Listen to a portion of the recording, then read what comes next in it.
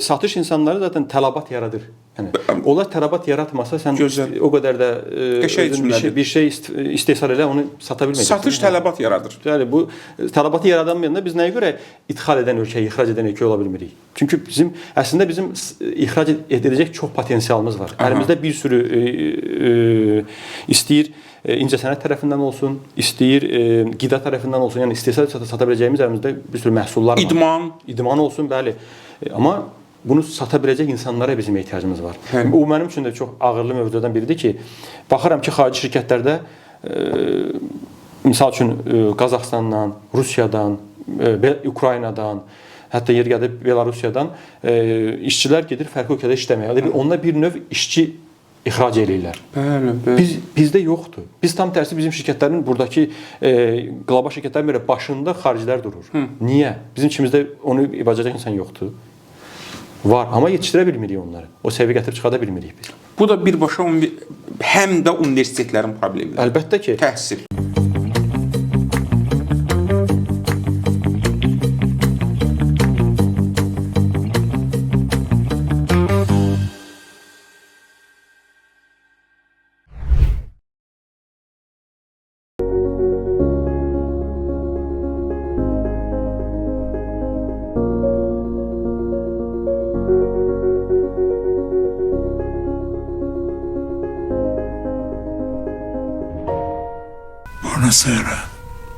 Buonasera.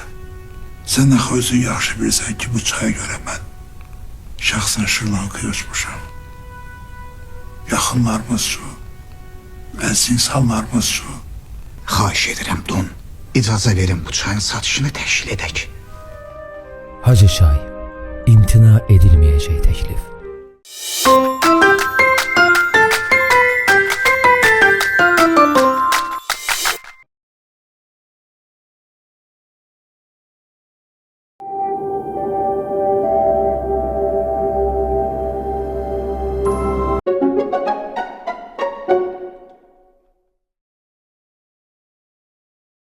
Salam dostlar, xoş gördük. Açar işini davam etdirir. Bugün çox vacib bir mövzudan danışacağıq. Satış məsələsi. Satış təlimləri necədir? Ümumiyyətlə, bizim şirkətlərdə satış texnikası hansı istiqamətlədir? Və təbii ki, bu mövzuya aid peşəkar bir insan dəvət etmişik studiyamıza. Rafiq bəy Ləzgiyev, Kimberly Clark şirkətinin Azərbaycan və Türkmənistan üzrə regional satış meneceri. Rafiq bəy, xoş gördük. Xoş gördük. Xoş gəlmisiniz. Bir müddət əvvəl sizinlə tanış olduq. Mən sizə buradan təşəkkür edirəm ki, siz yazdınız. Bizim Açar layihəmizdə gedən verilişləri izləyirsiniz. Tənqidlərinizi, təkliflərinizi bildirdiniz. Bu, mənim üçün şəxsən çox qiymətlidir, dəyərlidir. Və biz qısa bir neçə dəqiqə söhbət etdik. Mən anladım ki, siz işinizin peşəkarısınız, maşallah. Satış üzrə mütəxəssis bir şəxsiniz. Bu da bizim üçün çox vacib məsələdir. Nəyə görə? Məndə ən yaxşı məhsul olsa belə, mən onu sata bilmirəmsə, o məhsul mənim əlimdə qalacaq. Deməli, yaxşı məhsulu istehsal etmək bir mərhələdir. Onu satışa çıxarmaq və sata bilmək başqa bir mərhələdir. Amerikanlardan belə bir deyim eşitmişəm. Biz ölü bir heyvanı da, indi o heyvanın da adını çəkirlər də, demirəm burada, reklamla sata bilərik. Biz bunu müşahidə edirik. Müxtəlif içkilər, məsələn, Coca-Cola. Biz niyə Coca-Colanı alırıq? Ona görə ki, satış texnikası düzgün qurulub. Və s. və ilə axır. Başlayaq. Çox vacib söhbətlərimiz olacaq sizinlə. Əminəm ki, bir saat ərzində bizi dinləyənlər Azərbaycanda biznesə aid nələrsə öyrənsinlər. Biz Azərbaycanı sevirik, düşünürük vətənimizi və istəyirik nəsə bir islahat aparaq. Töhfəmiz olsun. Başlayaq. Demək, siz sualları mənə göndərmişdiniz və demişdiniz ki, mən bu mövzularda danışmaq istəyirəm. Elə həmin mövzularda danışacağıq. Bəzən mənə efirlərə dəvət edirlər. Hazırlaşdığım mövzudan yox, tamam başqa mövzudan sual verirlər. Adam giriniz qalır. Satış təlimləri keçirilir Azərbaycanda. Bir neçə ildir bu təlimlər intensivləşib. Satış. Mən bəzilərində özüm də iştirak etmişəm, məmnun qalmamışam, tam səmimi deyim. Ümumi söhbətlər gedir. Ümumiyyətlə Azərbaycanda satış təlimləri sizcə nə səviyyədədir? Mən bildiyim qədər siz də bu sahədə çalışmısınız. Effekti varmı, yoxmu? Və bu təlimlər ümumiyyətlə kimə keçirilməlidir şirkətdə? Müştəri ilə birbaşa əlaqədə olanlara, yoxsa ümumiyyətlə rəhbər heyətinə, hamıya? Buyurun. Təşəkkürlər Mahir bəy, sağ olun dəvətiniz üçün. Həqiqətən də mən Azərbaycandakı fəaliyyətim mənim elə çox da bir uzun müddət deyil. Yəni cəmi 3-4 il Azərbaycandayam və Azərbaycana gələndə ilk elə podkastların məşhur olduğunu gördüm. Yəni yavaş-yavaş belə məşhur olmağa başladı və onların içində də mən ilk belə izləməyə başladığım insanlar bir də sizsiniz ki, həqiqətən çox maraqlı məlumatlar verirsiniz və bu da necə sizlə vurguladığınız kimi biz Azərbaycanlıyıq, Azərbaycanı sevirik və istəyirik ki, Azərbaycandakı insanlar da maariflənsin. Eynən. Və inşallah ki, bugünkü podkastdan da həqiqətən də hər kəs özünə bir şey götürə bilər ən azından və ki, kiməsə bəlkə faydalı ola bilərik burada. Bu məncə hər kəs üçün, yəni bizim üçün ən prioritet məsələdir. Təbii. Satış təlimlərinə bağlı sual həqiqətən çox aktualdır. Mən bura gəlməmişdən qabaq və burada olduğum müddətcə fərqli satış təlimlərində özüm də iştirak elədim. Yəni mən Azərbaycanda demək olar ki, sadəcə elə bir biraz qiyabi olaraq qıraqdan baxmışam, yəni nə bilim deyilənlərdən yola çıxartıram. Özüm şəxsən hər yerdə iştirak eləməmişəm, bir-iki yerdə sadəcə olmuşam. O da elə böyük uzun müddət deyil. Amma mənim iştirak elədiklərim daha çox xarici ölkələrdəki satış təlimləridir və orada gördüklərimdən yola çıxaraq mən gördüm ki, Azərbaycanda ciddi satış təliminə bağlı əksikliklərimiz var. Zaten bu da özünü avtomatik olaraq nədə göstərir? Bizdə yetərincə satış kadrı yoxdur. Yəni satış işçi əksikliğimiz var. Və siz də qəbul edersiniz ki, bu dəqiqə bütün şirkətlərə gedək danışaq, hər kəs eyni şey deyəcək ki, bizdə işçi ilə bağlı sıxıntı yaşayırıq. İşçi axtarıb tapa bilmirik, yetərincə işini bilən peşəkar kadra yoxdur. Nə bilim, ya işə gəlirlər, sonradan bəlli olur ki, deyildiyi kimi deyil. Yəni özünü başqa cür satırsan, amma əslində o skillsləri belə deyim, yoxdur bunların. Əvvəldə özünü başqa cür satır. Bəli. Sonra görürsən ki, o deyil. İçi boş çıxır, bəzən olur. Belə şeylər çox mən də çox qarşılaşıram burada bu şeydə. Bunun üçün də bir nömrəli bizə lazımdır ki, biz bir satış akademiyası kimi bir şey qurulsun Azərbaycanda və satış insanları yetişdirsin. Yəni bu biraz həqiqətən çox dərin mövzudur. Buna getdikcə, yəni bir dövlətin nə dərəcədə satış eləyə bilən insanlara ehtiyacı var, bu həqiqətən böyük şeydir. Çünki satış olmasa istehsal da olmayacaq da. Bəli, doğrudur. Birbaşa ölkə iqtisadiyyatına Təsiri var. Təsiri var, bəli. Satış insanları zaten tələbat yaradır. Yəni onlar tələbat yaratmasa sən o qədər də bir şey istehsal elə onu sata bilməyəcəksən. Satış tələbat yaradır. Yəni bu tələbatı yaradanmayanda biz nəyə görə ixrac edən ölkə, ixrac edən ölkə ola bilmirik? Çünki əslində bizim ixrac ediləcək çox potensialımız var. Əlimizdə bir sürü istəyir incəsənət tərəfindən olsun, istəyir qida tərəfindən olsun, yəni istehsal sata biləcəyimiz əlimizdə bir sürü məhsullar var. İdman olsun, bəli. Amma bunu sata biləcək insanlara bizim ehtiyacımız var. Misal üçün bizdə indi bizim qürurla dediyimiz kino sahəmizdə əsas da bu Sovetlər vaxtında çəkilən kino. Bunu biz sata bilərik çox gözəl şəkildə hər yerə. Yəni necə Hollywood necə pul qazanır? Yəni kinolarını sataraq hər kəs onun kilosunu alır. Yəni onlar milyonlarla dollar qazanırlar da bu işin içindən. Bollywood onun rəqibi çıxdı Hindistan, bəli. Biz də həmin şəkildə eləyə bilərik. Bizə də lazımdır ki, bunu sata bilən olsun. Bizim misal üçün teatrlarımız olsun. Yəni Üzeyir Hacıbəyovla o Koroğlu operasını deyirik. O yəni Haski Şərqdə ilk bizdə olub. Yəni bunlar əslində PR edib satıla biləcək şeylərdir. Turizmimizdən bağlı sata bilərik. Yoxdur, bunlara ehtiyac var. Necə ki, Türkiyə satır. Bəli, Türkiyə seriallardan çox da gözəl pullar qazanır. Turizmdən də bəli. Turizmdə onlar artıq yəni çox şey olur. Hətta mən belə satış fəaliyyətimi bir 13-14 ilini Türkiyədə keçirmişəm. Oradan da onlarla danışanda da həmişə deyirlər ki, sizin belə potensialınız var, amma siz yararlana bilmirsiniz. Bizim qonşumuz Gürcüstan. Deyir, sizdə olan təbiət bizdə olsaydı biz turizmdə daha çox pul qazanardıq. Yəni düz onlarda da bizdən geri qalan deyil çoxdur, amma deyir sizdə daha çox potensial var əslində. Amma onlar artıq nədir problem? Hardadır problem? satış pazarlamaq da bunu, elə bir buna tələbat yaratmaq, bunu gedib dünyaya tanıtmaq və sadəcə belə deyim də gedib bir şeyə qatılmaqla o sərgilərə qatılmaq yetərli deyil. Yəni bunu bir stend açdım, göstərdim, amma nəyə görə mən səni seçməliyəm? Bu yaratım bu tələbatı, yəni sən niyə sən? Məsəl üçün Qafqaz deyil. Qafqazda 3 dənə ölkəmiz var bizim. Bir tə ki, çoxu Gürcüstana gedir də. İndi belə sual verə bilər ki, o turist nəyə görə Gürcüstan deyil də sən? Yəni bunu düzgün çatdıra biləcək satış adamı olsa, hər şəkildə əlbəttə sən seçəcəklər. Yəni bunun üçün də hər yerə fırlasaq gəlir yenə işin ortasına çıxır ki, yaxşı satış adamı. Satış menecerində deməli yaxşı nitq qabiliyyəti də olmalıdır. Bu bir çox qabiliyyət olmalıdır. İndi o şeylə bağlı zaten sualınıza gələndə ki, satış təlimləri kimə lazımdır və sadəcə satış adamına mı lazımdır? Mən ilk öncə satış təlimi nə üçün lazımdır ona gəlmək istəyirəm. Gəlin 2 dənə ölkə fikirləşək. İkisinin də ordusu var. Ordunu hazırlayırlar. Necə ki Azərbaycan müharibədən qabaq ordumuzu hazırlayırdıq. Necə iş görürdük biz? Hamısı əyani idi. Azərbaycan özü tək başına təlimlər keçirdi, Türkiyə ilə birlikdə təlimlər keçirdi, lazım olurdu Qazaxıstana, nə bilim MDB ölkələrlə birlikdə orduya hər şeyi əyani göstərirdilər, təlim şəklində. Yəni sadəcə elə bir slaydla göstərilmir də, adamlar birbaşa iştirak edirdi bizim əsgərlərimiz və bunu öyrənirdi detallarını. İndi bir də onun tərs tərəfi fikirləşək, qarşısında başqa bir ölkə var, o orduya hər şeyi slaydda göstərir. Yəni təlim yoxdur. Sadəcə göstərir, öyrədir, əzbərlətdirir. Bu belə olmalıdır. Nəzəri var, amma praktikası yoxdur. İndi sizcə bu iki ölkə arasında müharibə olsa kim qazanar? Təbii, praktik. Bizdə də satış təlimləri daha çox nəzəridir.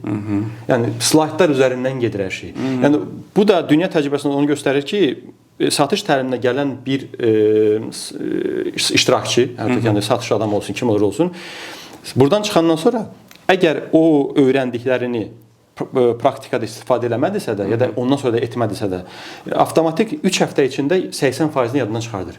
Bu statistika artıq bu təsdiq olunmuş bir statistikadır.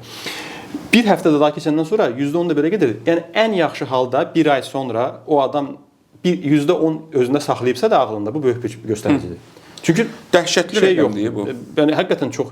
Yəni elə bir orada vaxt itirdin, zaman ayırdın, nə bilim hətta şirkətlər ya da özün bir resurs ayırdın, maddi pul qoydun ki, mən bunu öyrənim. Çıxanda heç nə qalmadı əndə. Çünki niyə? Sən bunu artıq praktik keçmədin, orada öyrənmədin. Onun üçün mən deyirəm ki, mənim iştirak etdiyim təlimlərdə mən onu gördüm ki, bizə orada nə öyrədirlərsə də ondan sonra oturub onun hamısını biz praktikada təkrar bir-birimizin orada 15-20 nəfər vardı. Üstümüzdə bunu keçirdik. Hərəmizə bir ssenari verirdilər. Birimiz olurduq alıcı, birimiz satıcı, birimiz market yiyəsi, birimiz şirkət yiyəsi. Hərəmizin bir öhdəliyimiz var idi və burada hərəyə bir hədəf qoyulurdu. Kim o hədəfinə daha yaxşı çatarsa da o artıq demək ki, bu işi daha yaxşı görmüş olurdu və bunların hamısında video çəkiliş şəklində olurdu. Sonra otururdu, bizə o səhvlərimizi göstərdilər ki, harda nəyi səhv etdik, nəyi düz demədik, harda həyəcanlandıq, həyəcandan sonra necə özümüzü itirdik, artıq davamı gətirə bilmədik bu şəkildə.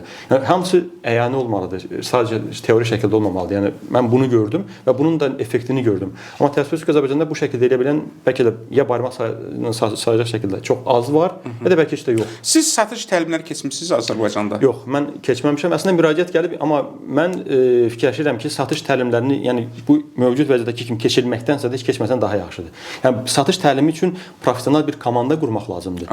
Bunun içində sadəcə satış adamı olmamalıdır.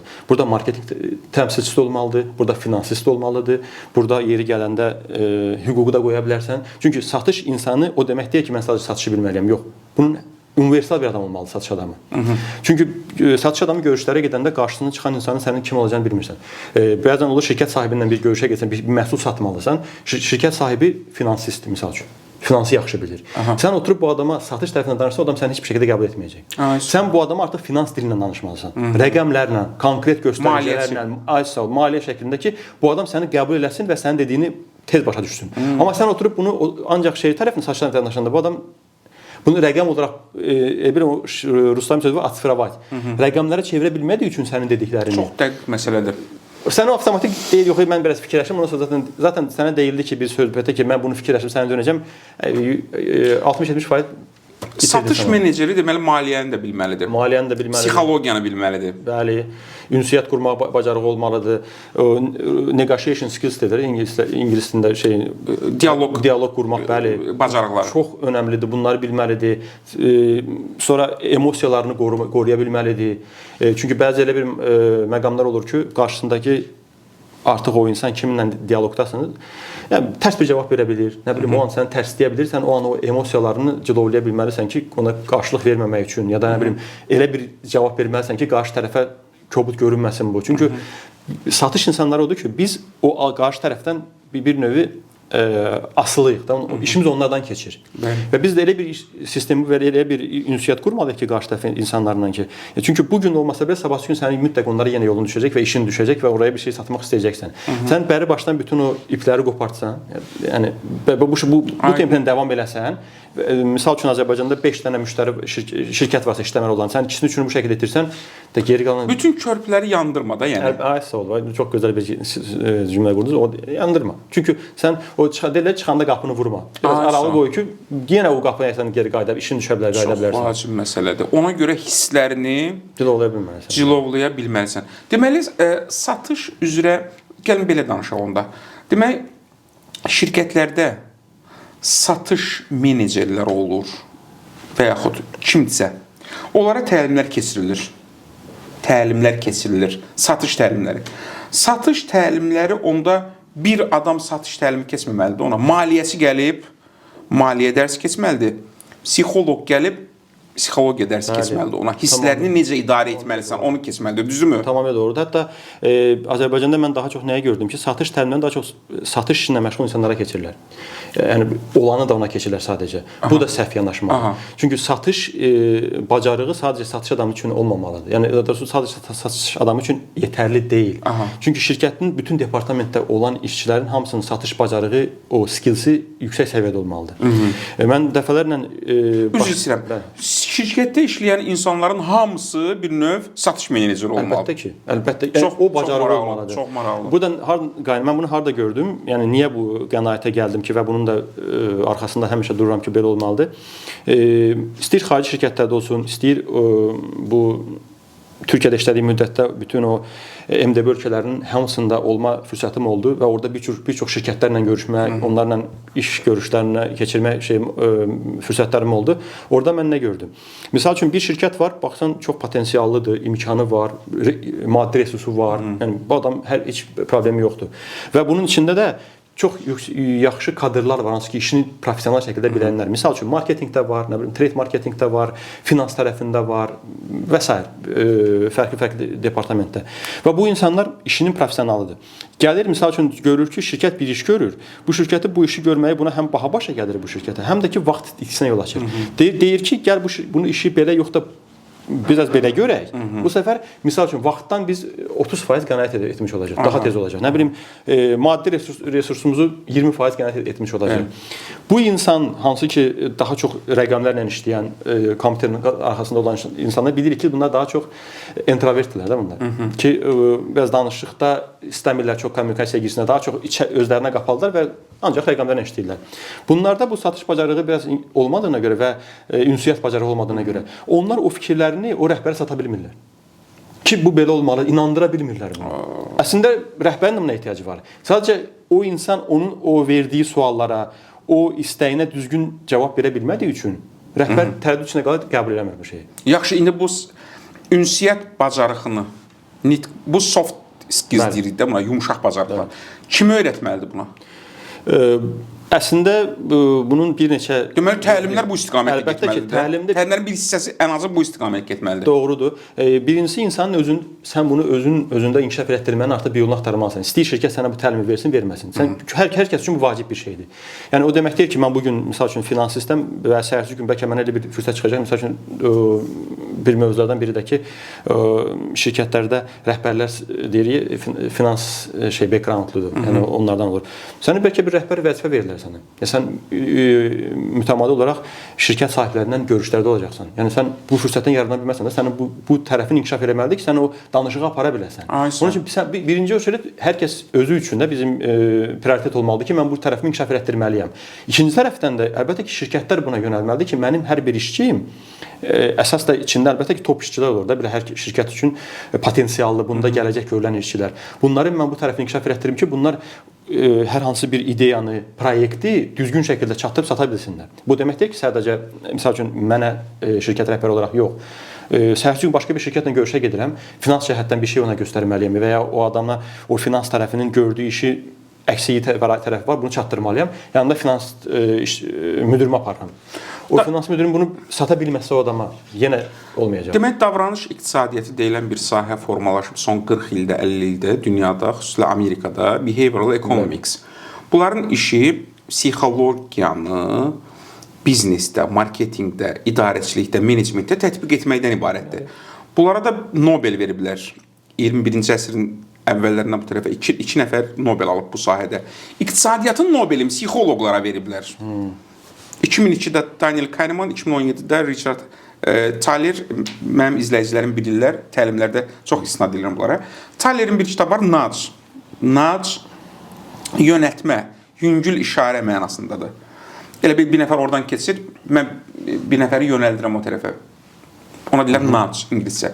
Orada deyir ki, baxın bir dənə adi bir nüans deyir.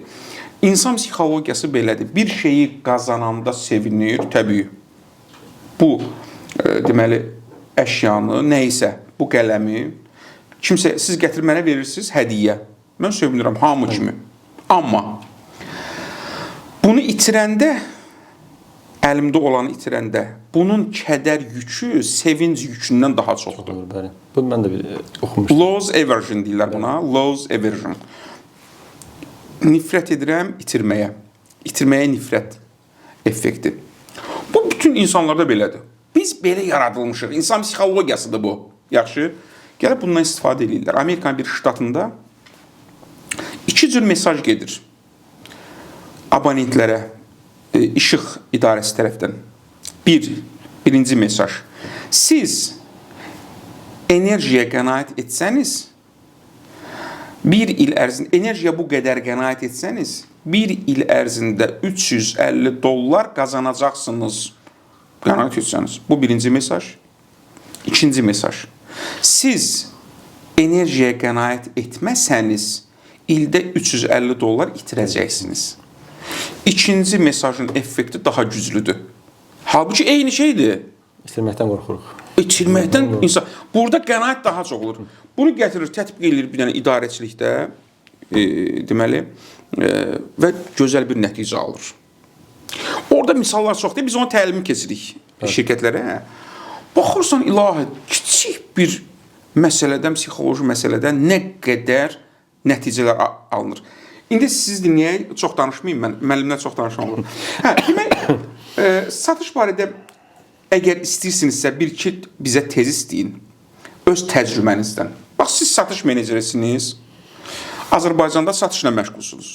Mən də şirkət rəhbəriyəm, siz dəvət eləmişəm, gəlmişsiniz, bizə satışdan dərs deyəsiniz. Buyurun. Əsas bir-iki dənə tez istəyin də öz təcrübənizdən, biz də öyrənək sizdən. Əsirgəməyin, öyrədin. O sirlərindən. Belə deyim, mən heç bir zaman özümü şey kimi görməmişəm. Yəni belə mən bu işin çox professionalıyam, nə bilim, dərs deyə bilərəm, o səviyyədə yox. Mən sadəcə öyrənməyə çalışıram hər səfərində. Və bunun üçün də hətta mən o söz var ya, öyrənməyin yaşı yoxdur. Həqiqətən yaşı yoxdur. Yəni biz hər il öyrənməliyik. Hər gün bəli. Hər il. Hətta çox gözəl bir söz var ki, heç bir zaman özünü bir başqasıyla müqayisə eləmədə özünlə müqayisə edirəm. Məsəl üçün mən bir ay bundan qabaq necə idim, bu gün necə oldum? Bu bir ay içində mən özümü nə dərəcədə inkişaf etdim. Əgər inkişaf etmişəmsə, mənim üçün okey. Mən yaxşı nəticə əldə etmişəm, amma etməmişəmsə də demək ki, mən geri getmişəm. Yoxsa mənim rəqiblərim ya mənim ətrafımdakılar çox qabağa gedib, geri gedib, o məni maraqlandırmamalıdır. Onun üçün bu tərəfdən yəni öyrənməyin heç bir zaman sonu yoxdur. Davam edirik. Mən Azərbaycanda olan gənclərə nə tövsiyə edə bilərəm? Öz necə deyim, keçmişimdən yola çıxaraq deyirəm. Mən əslində biraz bu satışa professional yanaşmağa mən özüm gec başlamışam. Mən özümə indi başa düşürəm ki, mən çox gecikmişəm. Daha da tez başlaya bilərdim əslində bunlara. Çünki satış sferası əslində bu hər tərəfdə də belədir, amma satışda xüsusilə o qədər dinamikdir ki, o qədər tez dəyişir, o qədər insanların tələbləri, istəkləri tez-tez dəyişir ki, yəni çatdırmaq olmur da bu istəyə. Yəni bu gün öyrəndiyim sabah artıq keçərsiz olur.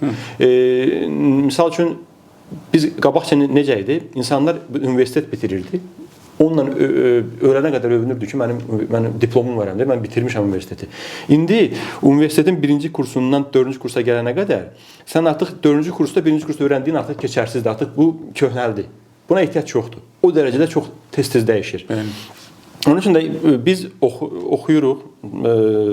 İndi hər kəs universitet oxuyan var, nə bilim oxumayan var, təlimlərə gedən var.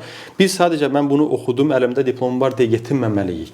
Hətta universitet oxuduğun dövrdə mütəmadi olaraq çalışıb bir yerdə praktika keçməliyik mütləq. Yəni istəyir sənə bu fürsəti universitetdən ya da başqa bir yerdən verilə vermədən özümüz çalışıb bunu tapmalıyıq ki, çünki çox tez biliklərimiz köhnəlmiş olur və biz artıq universiteti bitirəndə gəlib deyəndə ki, mən hazıram bitirmişəm universiteti, işə başlamaq istəyirəm.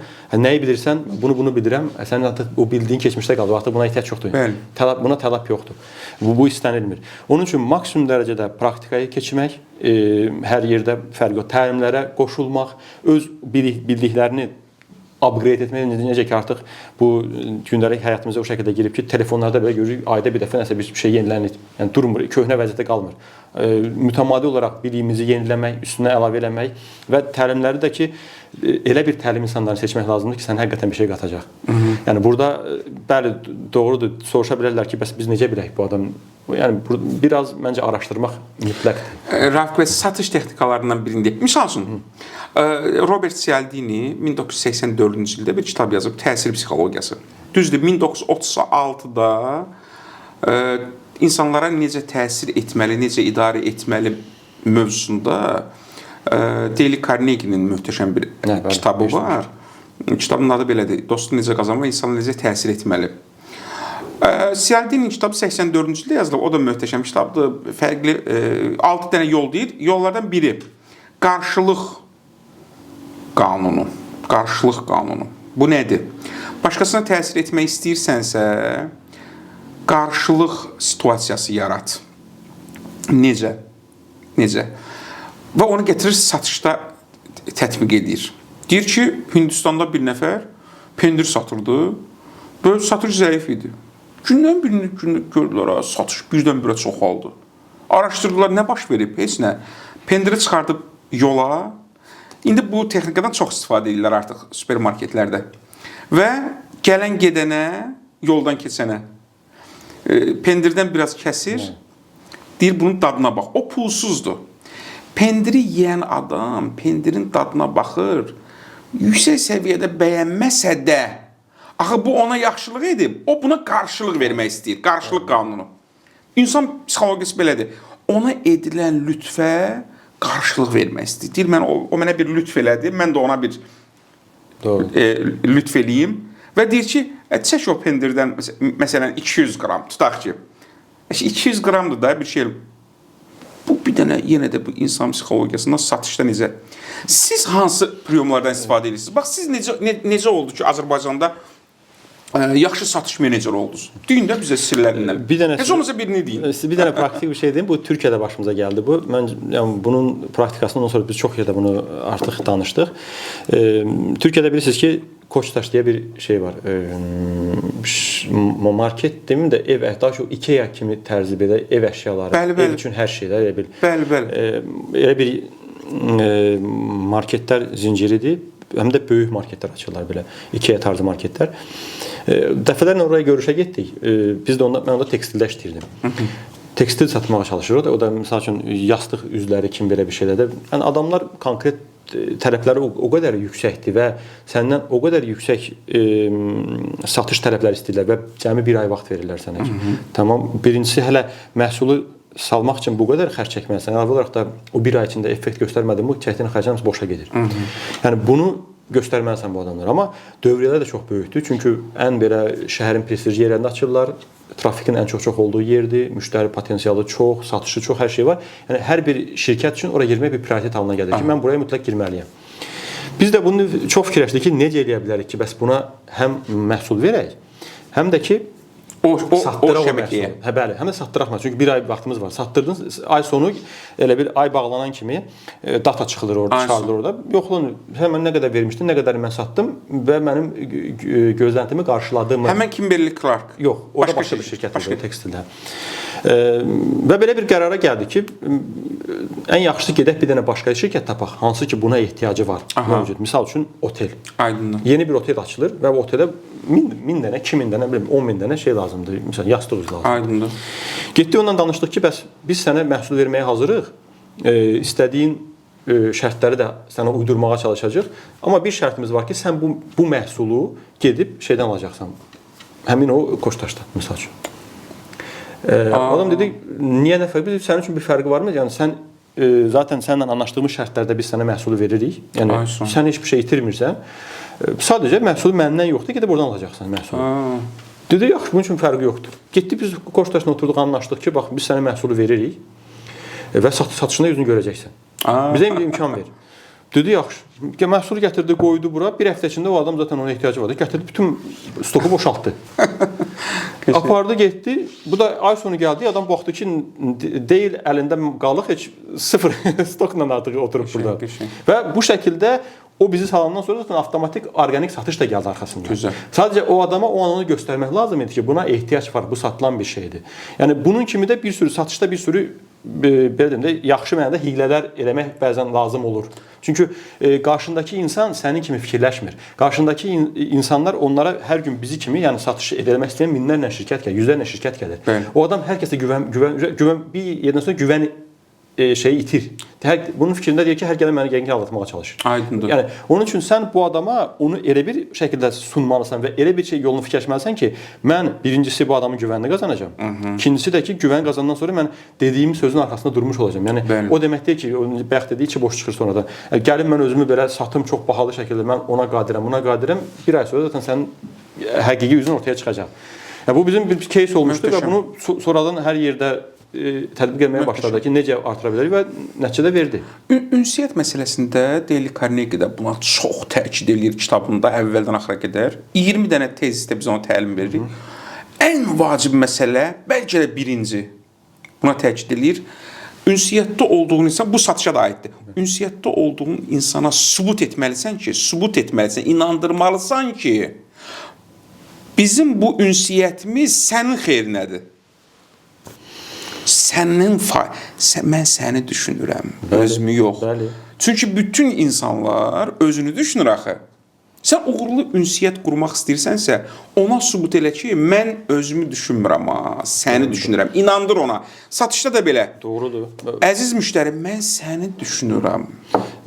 Belə bir yerə toxundunuz ki, mənim Azərbaycanda bununla bağlı belə biraz kədərləndiyim bir Data məsələsinə gələcəyik, hələ o qalıb, o mövzu qalıb. Kədərləndiyim bir şey var. İndi bizim işimiz biraz FMCG sektorunda olduğumuza görə daha çox yəni marketlərlə, şəbəkələrlə, bunlarla gündəlik tələbat olduğuna görə onlarla daha çox işləyirik. Və mən də daha çox necə deyim, çox ömrümün uzun illərinin çoxunu xaricdə keçirdiyimə görə orada gördüyüm o praktikada istifadə etdiyimiz öyrəndiyimiz tətbiqdə gəl burada eləmək istəyirəm ki, daha effektiv olsun gördüyümüz işlər. Çünki burada baxsan ki, biraz insanlar necə demək, qeyri-professional yanaşırlar çox şeydə. Hətta bəzilərinin ya məlumatı yoxdur, ya da necə deyim, işinə gəlmir də Türkiyə demişkən, yəni köhnə üsulla işləməyə çalışırlar. Burada görüşə gedirik. Azərbaycanda. Bəli, görüşə gedirik hər hansı bir şirkətlə və çalışıram ki, həmin şirkətə təmsil etdiyim kateqoriya haqqında maksimum bir yaxşı sunum hazırlayım. Bəli. Analizlərlə. Təsəvvür ki, analizdə data da yox olmadığına görə sınırlı datamız olanda yox da data da yoxdur. Bir məlumat hazırlayın və gedib o adamın qarşısına bir 2-3 günümüzü itirdiyimiz bir şeylə çıxırıq, sunumdan çıxırıq. Bir 15-20 slaydla. Ki, bax, biz necə... Sunum, yəni təqdimatda. Bəli, təqdimat. Biz buradan Azərbaycanda hansı potensial görürük, səndə hansı potensial görürük, müştəri nə istəyir, müştəri nəyə baxır, müştərinin ehtiyacı nədir, necə artıra bilərik və ümumiyyətlə sənin kateqoriya necə böyüdə bilərik. Bax, mən gedib orada öz məhsulum haqqında demirəm, sənin kateqoriya necə böyüdə bilərik. Gəlin bir yerdə iş görək, kateqoriyanı böyüdək və sənin kateqoriya böyüyəndə avtomatik içində mən də böyüyəcəm. Win-win prinsipdə, sən də qazan, mən də qazan. Çox təəssüflər olsun ki, qulaq asırlar hamısı. Belə hətta belə ilk baxışdan deyirsən ki, yəni çox maraqlı qulaq asırlar, bunların xoşlarına gəldi bu sunum. Sonunda da neçə faiz danışacaq? Gəl biz ondan danışaq. Ən sonunda bizdən neçə faiz verəcəksiniz? Şəxsi. Bəli, düşür buna. Yəni şəxsən özünə. Özü də olmasa da şirkətin o işlədiyi o back front marja var, yəni şirkətlərin istədikləri bunlar. Yəni direkt ona nə təsir edəcək? Yəni biz zaten hər kəs bilir ki, şirkətlərin back front marjları var və bu formalaşır, bu da olmalıdır. Şirkət qazanmalıdır. Bu necə deyim, bir aksioma kimi bir şeydir, bu dəyişməz. Bu belə olacaq. Back front marjanı bir izah edin. Yəni şirkətin biri var məhsul alanda qazancı. Aydındır. Bir də var satandan satdığım qazandığı. Yəni iki fərqli şeydən. Çalışır alanda qazansın da. Alanda qazansın. Maksimum endirim eləsin, alanda qazansın. Və biz də deyirik ki, alanda zaten qazanc onsuz da bu olacaq səndə bu şey. Və çalışıb sənin satışını artıraraq qazansan, daha çox qazanmış olursan. Aydındır. Biri var deyək ki, məndən 5 dənə satın aldın. 5 dənə satın aldığın üstündən misal üçün də rəqəm nəsə 1 manatdan 5 manat pul qazandın. Aydındır. Bir də var ki, sən və o 5 dənənin də üçünü ya satdın ya satmadın da. Çünki ya qiymət uymadı, nə bir şey uymadı. Bir də var ki, biz səninlə 5 dənə yox da 20 dənə sata bilərik. Aydındır. Sən ola bilsin ki, birindən 1 manat yox da 80 qəpik qazanarsan, amma cəmdə yəni 5 manat yox da sən qazanacaqsan 20 manat. Aydındır. Heç kim bu tərəfinə getmək istəmir çünki bu biraz çətindir. Burada satış var. Və satışdır, düşüncədir, strategiyadır. Buna biraz beyin işlətmək lazımdır. Yəni bu hər başdan səmən nə verəcək, gəl ondan danışaq. Ya bunu görəndə də onda da başa düşürük ki, həqiqətən də biz nə qədər geri qalmışıq bizim qonşu ölkələrimizdən və əsas aparıcı ölkələrdən. Biz onların 7, 8, 10 il gerisindən gəlirik. Bu şeylər insanı biraz həvəsdən salır ki, bəs mən bu qədər çalışıram ki, mən də o səviyyəyə burada gətirək də Azərbaycana. Amma buna getmək istəmirlər bizim şirkətlər. Növbəti sualımız. Deməli, sizin narahat edən məqamlardan biri, hansı ki biz müzakirə aparmışıq bu barədə, data məsələsidir. Ən azından data məsələsidir. Qeyri-şəffaflıq şirkətlərdə. Bu nədir ümumiyyətlə? Bunu biz izah eləyin və bu bizə necə ziyan vurur? Onu da deyim sizə. Çox həssas mövzudur bu və əminəm ki, bütün Azərbaycanda fəaliyyət göstərən istəyir yerli, istəyir xarici, qlobal şirkətlərin çoxunun problemidir bu data olmamağı, datasızlıq belə deyim. Yəni data olmadan bir ölkə haqqında bir növ data bir ölkənin beləcə pasportu kimi bir şeydir. Necə? Datanın özünü izah eləyin. Şirkətdə data. Şirkətlər biz burada açardı da bütün şeyləri açırıq. Data nədir? Misal üçün əgər mən öz sahəmdən götürsəm, biz qeyri-qida tərəfində işləyirik daha çox. Yeni bir şirkətəm, gəlmişəm Azərbaycana. İstəyirəm Azərbaycana investisiya qoyam. Və bunun üçün mənə lazımdır Azərbaycanın qeyri-qida sektorundakı, yəni tərəfindəki ümumi bazar araşdırması. Və mən bilim ki, hansı oyunçular var burada, müştərin nə istəyir, müştərinin bu sahədə gözləntisi nədir, müştərinin behavior edilir ingiliscə, alışqanlığı nədir, davranışı və nə istəyir buradan. Sonra misal üçün bir stəkan satırıq. Müştəri armudu stəkan mı sevir, yoxsa çaşqa mı istəyir? Yəni bunun hamısını bu data bizə verir məlumatını. Biz bu datanı alandan sonra artıq bazara düzgün məhsul çıxarda bilirik. Müştəridən alandan sonra daha çox partnyor şirkətdən. Bəli. Yəni burada daha çox bizi maraqlandıran əlbəttə ki, müştəri ilə birbaşa əlaqədə olan o retail dediyimiz şəbəkə marketlərdən gələn datalardır. Onlar bunu bizə təqdim eləsə, biz daha düzgün məhsulla düzgün şəkildə bazara çıxıb və müştərinin istədiyini birbaşa təqdim edə bilirik. Biri var kör-körənə gedə, heç nə bilmədən, sadəcə belə təxmin edib çıxırsan bazara və burada da uğursuz olma ehtimalın 70-80%-lərə çıxır. Üzr istəyirəm, mən bir dənə bunu izah eləyim, biraz tam dostlar da bilsinlər. Siz gətirmisiniz bunu, satmaq istəyirsiniz. Siz satıcı və şəbəkə marketinə bunu satmaq istəyirsiniz. Siz istəyirsiniz ki, bu çaşqa barədə onlarda olan məlumatları alasınız. Ümumiyyətlə, bu çaşqadan sizdə nə qədər satılır ildə? Ehtiyac varmı? Ehtiyac varmı, yoxmu? Bu çaşqanın hansı modellərini satırsınız? Çaşqa bəlkə dəmirdən istəyir. O datanı vermək istəmirlər sizə. Niyə? Yəni bunun bir çox səbəbi ola bilər. Yəni burada şəffaflıq olmamağından da qaynaqlanan bir şeydir. Bizim başımıza da bu gəldi. Çünki data verilməyəndə şəffaflıqdan söhbət gedə bilməz. Təbii. Çünki belə deyim də, bizim işimiz necə gedir? Məhsulu veririk, şəbəkələr ya da bizim partnyorlar bizdən məhsulu alır və bunu satır. Və burada nə ortaya çıxır? Aldı, satdı və burada ondan sonra ortada bir xərc yaranır da. Burada indi promolara gedən xərclər var, hansı ki endirim olur, endirim şəklində müştərilərə gedir və bizə bunun qarşılığında bir faktura gəlir də. Məsəl üçün ki, biz bu promo dövründə bundan bu qədər satdıq və qarşılığında biz 20 manat pul xərcləmişik. Bunun qarşılığında bizə kompensasiya edin. Data olmayanda mən bunun o 20 manat dediyim demədiyini düzgün heç bir şəkildə ölçə bilmirəm. Həqiqətənmi 20 manat xərclədirsə, xərcləmədim. Artıqmı göndərdi? Bu çox ciddi problem. Endirim məsələlərində də. Bəli, bu birbaşa onda zaten ən çox bizi narahat edən mövzudur. Bu bunu vermir. Yəni sən də açıq deyirsən ki, ya başqa çarəm yoxdur, inanmalıyam buna. Yəni 20-sə 20-də mən buna qarşı kompensasiya etməliyəm. Endirimlər məsələsində və ya xərclərdə. Endirimdə məsəl üçün deyək ki, bu məhsulu 1 manata satır. Mən deyirəm ki, məhsulu 1 manata satma da 70 qəpiyə sat. 30 qəpik fərqi mən sənə qarşılayacağam nə satdın. Bu da deyir ki, mən 10 dənə satdım, mənə 3 manatımı ver. Amma həqiqətən 10 dənə satılmı bilmirəm. Siz bunu haçan bilirsiniz ki, 10 dənə satmayıb. Deməli üzr istəyirəm, sizə deyir ki, mən 10 dənə satmışam, mənim 3 manatımı ver. Bəli. Siz də adamın 3 manatını verirsiniz. Sonradan məlum olur ki, bu 10 dənə yox, 5 dənə satılmış. 3 dənə satılıb, bəli. 5 dənəsi qalıb elə ambarda. Əlində, bəli. Bu da əlində qalıb. Necə ortaya çıxır sonradan? İndi bu deyirək yalançılıq 40 gün çəkər elə bir şey söhbəti var. Həqiqətən elədir. Bəlli bir zaman keçir ki, bu dövrdə burada işləyən bir işçi var. Bu işçi işdən çıxdı, başqası gəldi yerinə. Bu adamın ondan xəbəri yoxdur ki, bundan qabaq nə baş verib. Və o adama deyəndə ki, zəhmət olmasa mənə bir ambar qalığı ver, bir şey ver, mən görüm sənin əlində mənim məhsulun varmı, yoxdurmu, ya nə bilim nə yerdədir. Ya da o sənə gəlir ki, əlində mənim əlimdə çox məhsulun qalıb sənin. Bunu satdırmalısan da ya da geri qaytarmalıdır. Mən nəyim bunu? Deyirsən ki, bəs mənim hesabıma görə səndə məhsulun olmalıdır. Hardan çıxdı bu? Onda sənə bir ambar qalığı göndərirlər. Tu baxsan ki, bəs yaxşı mən bu deyək ki 5 aydır bu adamla işləyirəm. 5 ayda mən buna satdığım bəllidir, mən vermişəm malı. 100 dənə mal vermişəm bu adama. Və bu 5 ay içində də bu adamdan mənə buna qarşılıq 70 dənə, 80 dənə malın xərci gəlib. Çünki satılmış kimi. Baxıram ambarda 20 qalmalı, qalıb 40. Hardan çıxdı bu fərq? Deməli yalan məlumat verilir. Bu şəffaflıqdan artıq söhbət gəlir. Çünki data olmadığına görə şəffaflıq ortaya çıxır ki, şəffaf deyil bazar. Mən bu işin içində olduğum üçün bilirəm ki, inanın biz bu şəffaflıq üzündən neçə milyon dollar investisiya etiririk. Girmək istəmir Azərbaycan o şirkətlər. Gətirmək istəmir o investisiyasını. Halbuki mən düşünürəm Rafiq bəy, bunu aradan qaldırmaq üçün ciddi bir nəzarət olsa bu sahəyə, ciddi nəzarət olsa. Necə ki biz hərbidə uğur qazandıq 44 günlük müharibədə. Burada da uğur qazana bilərik.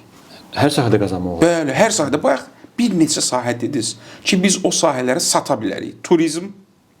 İndi turizmə diqqət çoxalıb son illərdə. Yaxşı otellər tikilir və s. və ilə axır. İdman, bəli. Kino, teatr, kitab, bəli.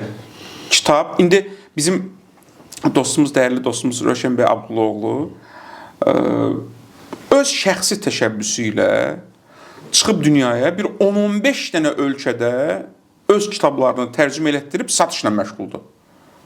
Sadəcə komandası işləyib bunu, hazırlayıb. Hətta Amerikanın özündə bu adam ingilis dilində kitablarını tərcümə edib. Belə mümkündür. Bəli. Mümkündür. Bacararıq biz də. Vallahi bizim içimizdə o qədər bacarıqlı insanlar var ki, həqiqətən var. Yəni biz nələr yetişdirməmişik də bu Azərbaycanda hər sahədə. Bu da eləmək olar. Amma yanaşma. Kadr məsələsində sizcə necədir vəziyyət? Bayaq bir işarə elədiniz ki, hansı şirkətə getsək, yaxşı işçi axtarırlar onlar. Bəli. Burada mənim bir məsələ zehnimə gəlir. Məşğulluq Agentliyi son illər çox gözəl bir layihə işləyir. İldə 10-15 min nəfərə peşə təhsili verirlər.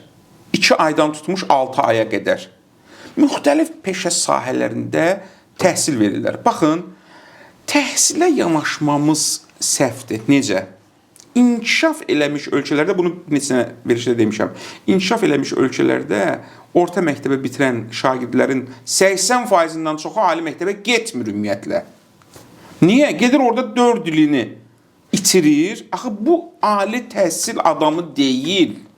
Buna 6 aylıq peşə təhsili lazımdır. Getsin işini görsün. Peşəkar olsun. Peşəkar olsun.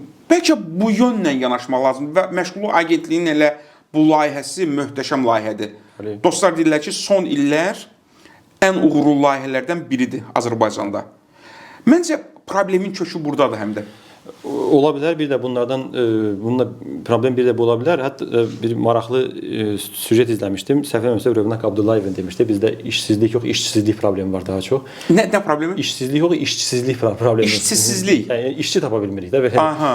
Şirkətlər həqiqətən hamısı bundan şikayət edir. İnanın mənim də özümə başıma gəlib. Bizdə də bəzən olur ki, işçi axtarırıq və o tələblərə cavab verə biləcək işçi tapmaq çox çətindir. Tapdığında yəni artıq bu adam bilir ki, bunun rəqibi bazarda yoxdur. Yəni elə fantastik qiymətlər istəyirlər ki, yəni maaş olaraq. Bəlkə haqlıdır da əslində. Çünki deyir ki, mən bunu öyrənmişəmsə, məndə bu bacarığım varsa, əlbəttə mən niyə özüm ucuz satmalıyam? Hər şirkətin onu verəcək büdcəsi yoxdur. İndi zaten ehtiyacı olan götürəcək. Bəli. Sadəcə mövzudur ki, bunu əslində elə bilərdik ki, bu bacarığı bilənlər çox adam ola bilərdi. Yəni hər yerdə işləyə biləcək, amma çox nadir adamlar qalıb. O da ki, özünü inkişaf elətdirib. Yəni bu adam həqiqətən özünlə məşğul olub inkişaf elətdirib, bəlli bir səviyyəyə gəlib, indi deyir ki, mənim qiymətim budur. Yəni haqlıdır. Çox da düzgün yanaşması var. Şeyə gələndə işsizliklə və kadrla bağlı problem. Bu əslində sadəcə iş insanlara deyil də şirkətlər də böyük ziyan vurur. Nə şəkildə? Şirkətlər uzun müddətli strategiya da qura bilmirlər.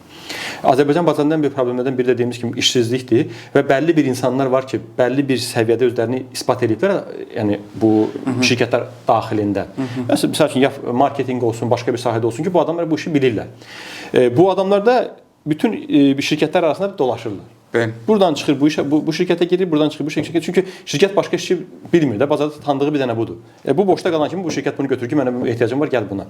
Burada da nə olur? Bir şirkət bilir ki, minimum 3 illik strategiya özünə qurmalıdır ki, yəni 3 il içində mən hansı addımlar atacağam ki, bəlli bir səviyyəyə gəlim, çatım.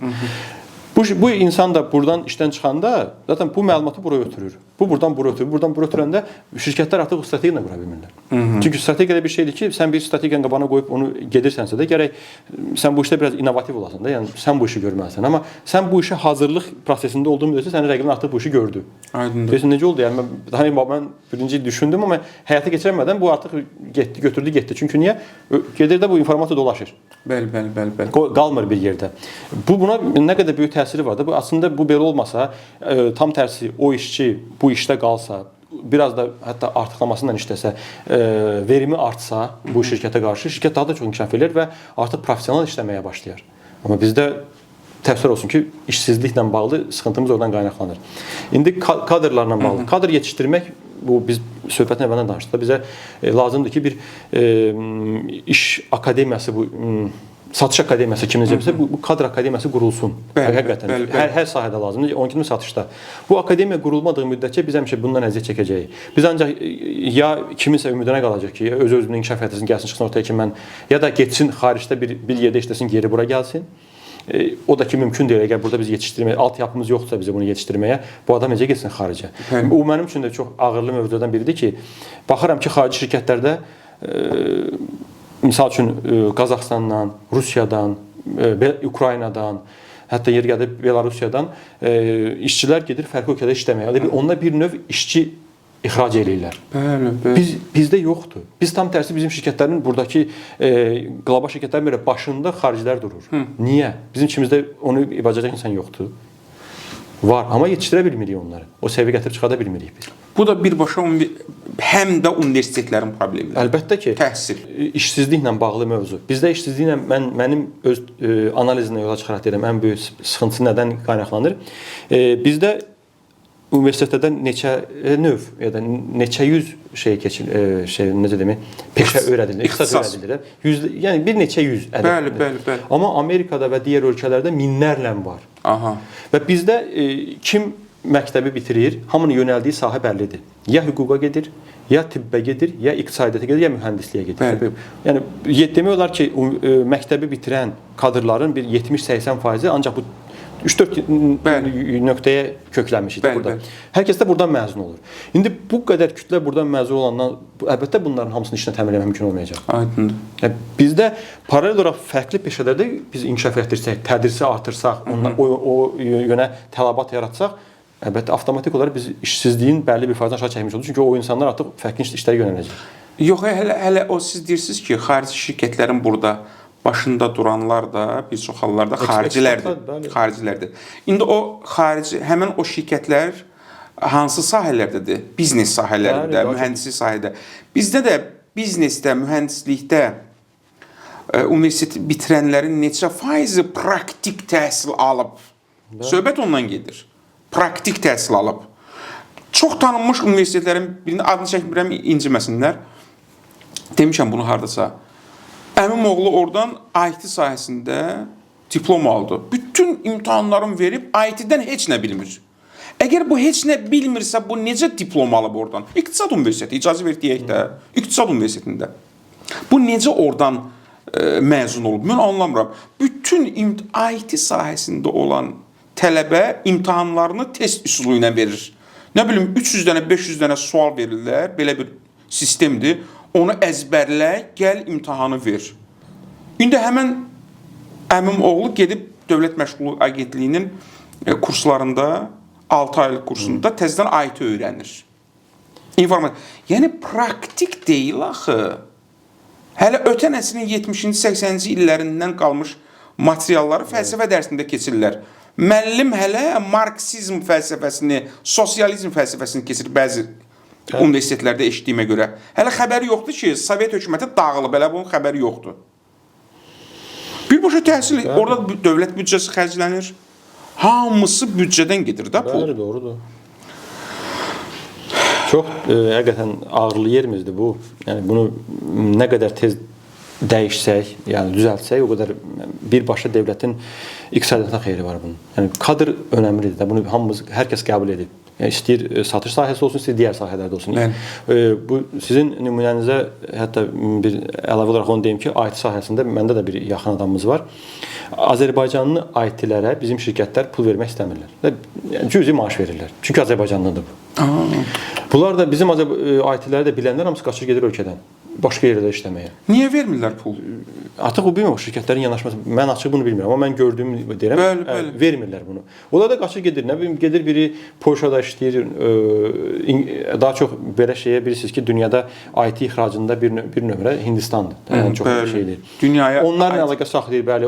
Onların bazasında işləməyə başlayır. Çünki buradan istədiyi pul ala bilmir də. Bu adam nə bilim ayını, ilini verib bu işə, gecə-gündüz kompüterin qabağında oturub bu şeyləri öyrənib, bu proqram yazmağı, kodlaşdırmağı, qarşılığında aldığı verdikləri maaş qane eləmir. Dostlardan biri dedi ki, dostum burada 950 manat maaş verirdilər. Getdi Estoniyada işləyir indi. Bəli, məndə də var elə. Qohumum da, yaxınım da var hətta. Getdi buradan çünki vermədilər maaşı. Sonra şirkətlərin, bizim lokal şirkətlərimizin ehtiyacı olan da gedirlər həmin adamları xaricdən gətirirlər, təzədən o 3 qat artıq pul verir, o da iş gördürürlər. Ya bu necə bir məntiq, yəni məntiqsizlikdir də burada. Bu belə məntiqlə iş görmək olmaz, düzgün deyil axı. Bu problemin həlli bir sardan keçir. Sosial məsuliyyət deyilən bir dərsdir. Sosial məsuliyyət. Bu sosial məsuliyyətin sosial sözünü götürək, mənəvi məsuliyyət. O şirkət rəhbərinin vətən qarşısında, millət qarşısında bir insanlıq borcu da olmalı axı. Bunu düşünməlidir axı. Biri gedib canlı qurban verib şəhid olub. Mən heç olmasa öz balamı, öz vətəndaşımı, öz uşağımı götürüm, yaxşı ona maaş verim. Xariciyə də o pul verməyim də. Bax, bunu təlim keçmək lazımdır. Təlimlər həm də bu istiqamətdə olmalıdır. Yəni, maarifləndirməkdir. Onun üçün də sizin proqramlar mən çox istəyirəm ki, bunlar daha populyarlaşsın Azərbaycanda, daha çox insana çatsın ki, bəlkə kiminsə də biz fikrini dəyişdirə bilərik. Sən həmən pulu verirsən də xariciyə. Artıqlamasın. Həmən Azərbaycanlı uşaq buradan küsür, o şirkət o pulu vermir ona. Gedir xaricdə 3 ildən 5 ildən sonra sizi inandırım ki, o adını dəyişsə, misal üçün deyirəm. Azərbaycanlı adını John qoysa, bizim bu şirkət 3 qat, 5 qat qiymətinə ona dəvət edəcək Azərbaycana. Elə hazır sənin əlində var, bunu yetişdir də burada. Doğrudur. Mən bunu başqa bir podkastda da danışmışdım. Bizim şirkətlərin işə yanaşma şəkli. Yəni bir də istəyirəm üstündən keçək burada. Bizdə şirkətlər xaricdən adam gətirməyi həqiqətən çox sevirlər. Yəni sanki xaricdən bir işini bilən ya da mütəxəssis biri gəlsə, avtomatik hər şey dəyişəcək. Xaricidirsə deməli hər şey yaxşı bilir, mükəmməl bilir. Yox, ekspat olmalıdır. Mən bir şey demirəm. Amma ekspatın ümumi Azərbaycanda bir sahədə işçi sayının 3-5%-ni keçməməlidir maksimum. O da nə üçün? Biz eksportdan yararlanmalıyıq ki, öz kadrlarımızın biliklərini artırmaq üçün. Onlara bizdə şirkətlər necə edir? Zamanında bir şirkət qurublar. Hətta mən bunu nə misal göstərim. Piramidanın tərs şəkli var ya, bir piramida olmadı. Bu tərs bizim piramida tərs tikili şirkətlərdir. Yeni qurulanda balaca bir şirkət olur. Bünövrəsi ona uyğun olur. Bu piramidanın baş tərəfi kimi düşünək bir şeyi. Sonra şirkət böyüyür. Artdıqca amma bünövrə dəyişmir. Bünövrə olduğu kimi qalır. Hələ də o 20 il bundan qabaq qurduğu şirkətin bünövrəsi qalır burada. Burada bünövrənin məqsədi nədir? Yəni ilk qurulanda məsəl üçün altyapı da belə Bəli.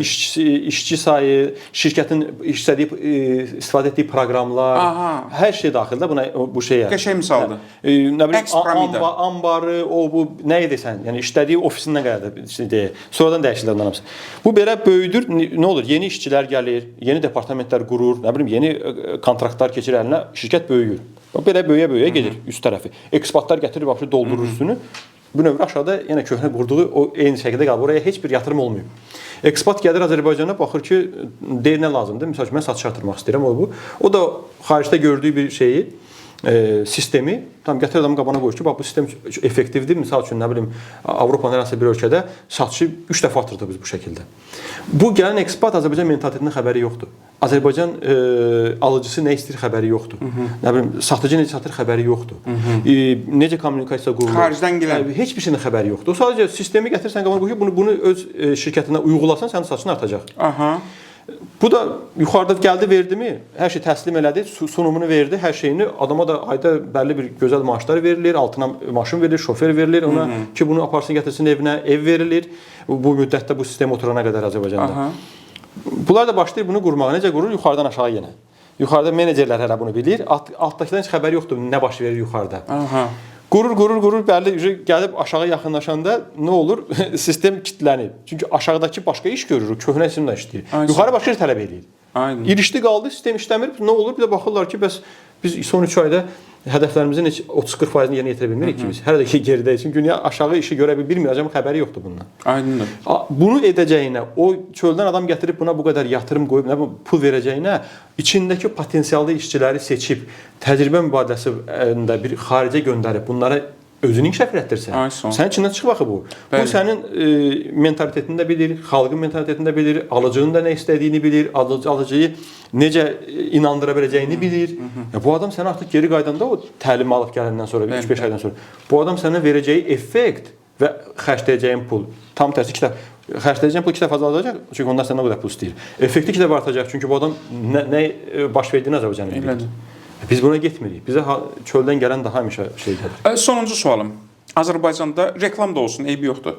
Həqiqətləri deyək. Azərbaycanda partnyor şirkətləriniz var və yaxud müxtəlif şirkətlər, tanıdığınız, işlədiyiniz, çalışdığınız, bəyəndiyiniz hansıdır bunların içində? Yəni dürüstlüyü ilə, şəffaflığı ilə, iş prinsipi ilə sizi qane edən və yaxud nisbətən qane edən və s. Ki, bir nümunə kimi biz bunun adını çəkək, deyək ki, bu şirkət nümunədir. Mənim əslində innovativliyindən yola çıxaraq desəm, yəni Veysaloğlu şirkəti mənim çox xoşuma gəlir. Çünki Veysaloğlu'nun rəhbərliyi yeniliyə heç bir zaman yəni pul xərcləməkdən çəkinmirlər. Bu çox gözəl bir şeydir. Yəni ən son çıxan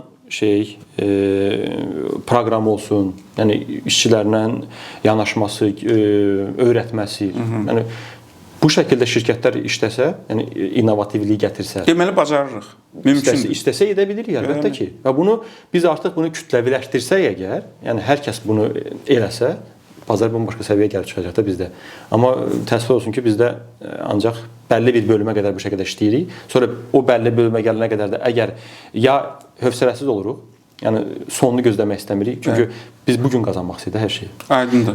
Əsas da bu maliyyə şeyindən dediyi rəqəmlər, rəhbərlər, maliyyə savadlı insanları gətirib qoyanda daha çox düzdür, şirkətlər qazanmağı, yəni şirkət qazanmalıdır. Yəni şirkətin bir nömrəli qarşısında duran hədəfi, prinsipi qazanmaqdır. Şirkət qazanmasa şirkət ola bilməz.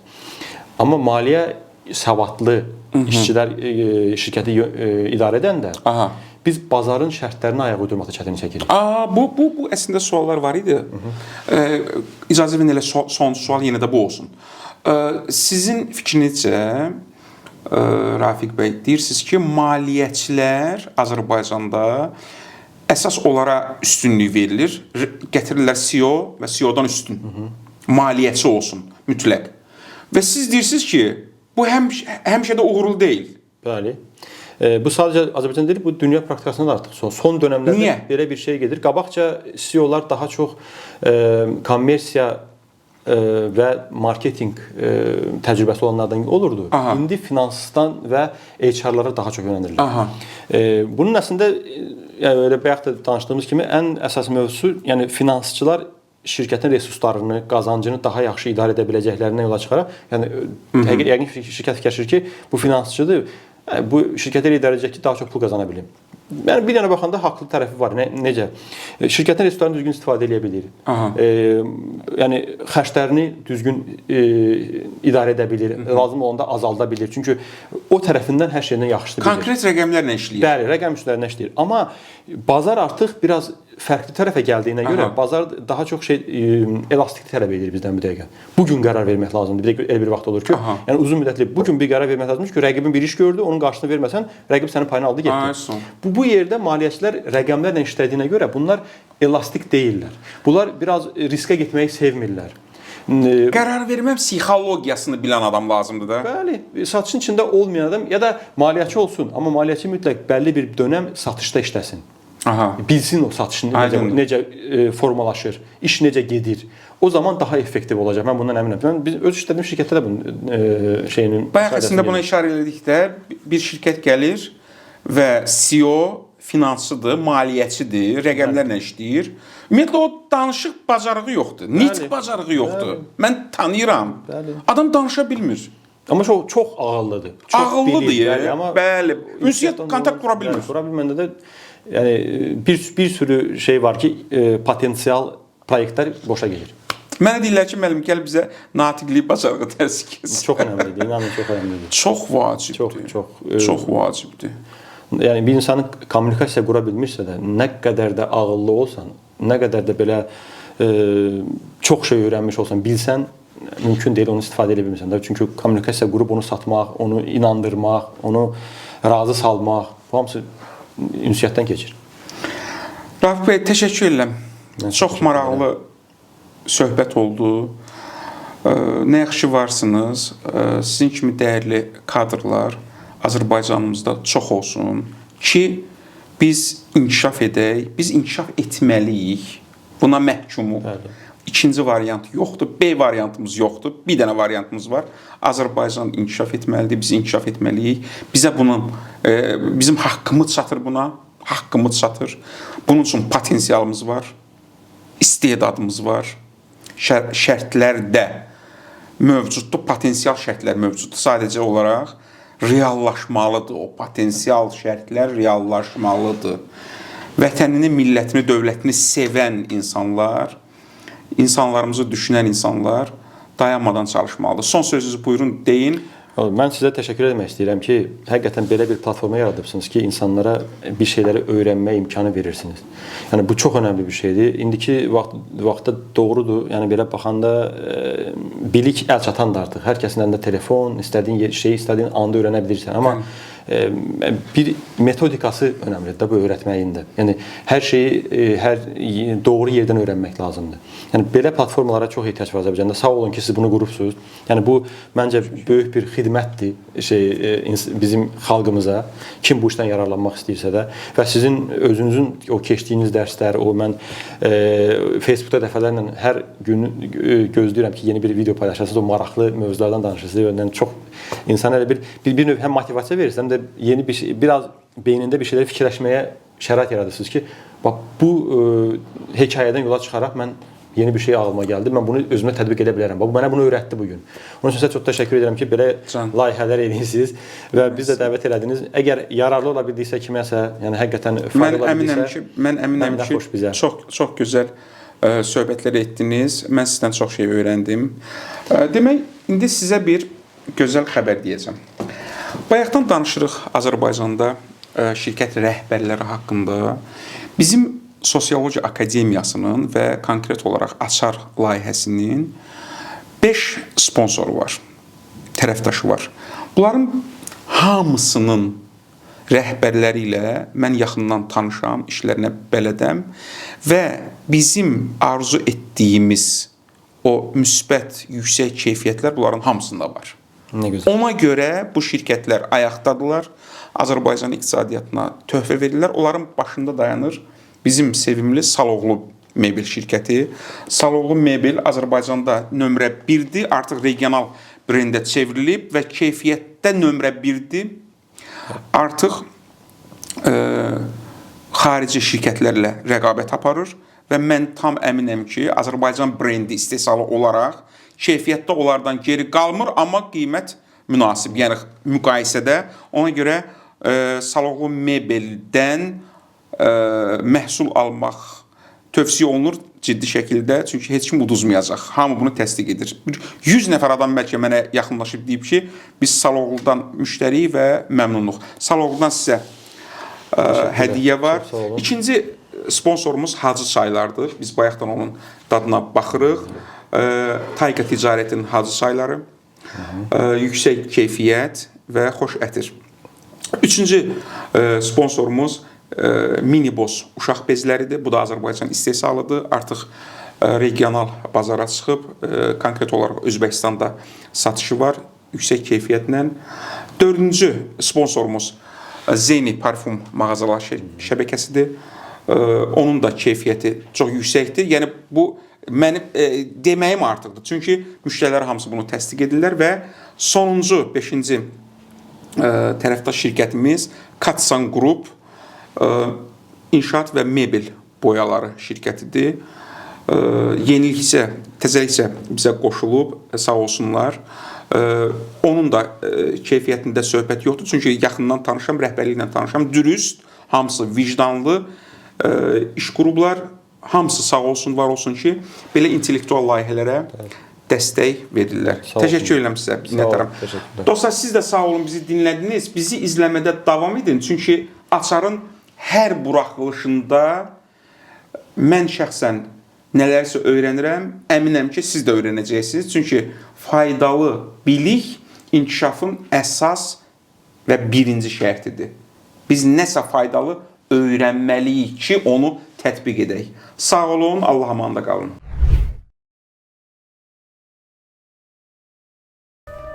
Hacı çay, imtina edilmeyecek teklif.